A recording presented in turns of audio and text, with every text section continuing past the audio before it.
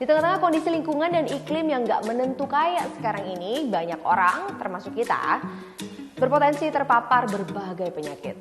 Di negara tropis kayak Indonesia gini, penyakit menular gangguan pernafasan seperti TBC dan ISPA menempati posisi 10 besar dengan penderita terbanyak.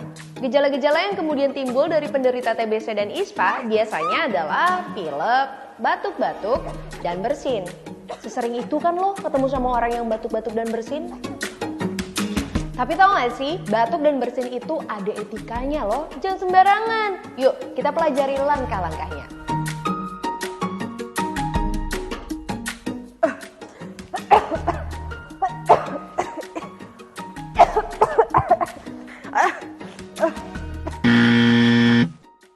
Yap, jangan lupa untuk tutup mulut setiap kalian mau bersin ataupun batuk, karena udara merupakan salah satu perantara persebaran kuman, virus, dan bakteri penyebab penyakit. Saat kita batuk ataupun bersin, kita bisa mengeluarkan kuman ribuan hingga jutaan ke udara. Di saat yang sama, orang yang berada di sekitar kita bisa menghirup udara yang sudah terkontaminasi kuman tersebut dan kemudian terpapar penyakit yang sama.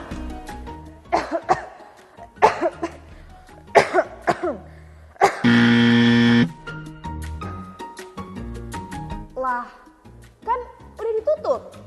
Iya sih ditutup, tapi nggak gitu caranya kali. Ternyata yang iklan kasih lihat sama kita selama ini salah. Menurut Peraturan Menteri Kesehatan Nomor 27 Tahun 2017, saat batuk atau bersin, sebaiknya kita menutup mulut dengan menggunakan tisu atau dengan sapu tangan. Dalam kondisi spontan atau darurat, kita bisa menggunakan lengan dalam baju seperti ini.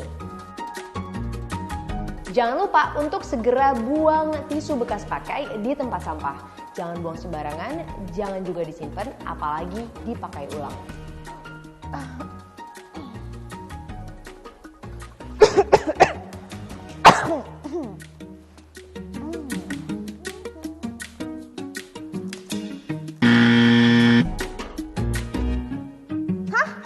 Salah lagi?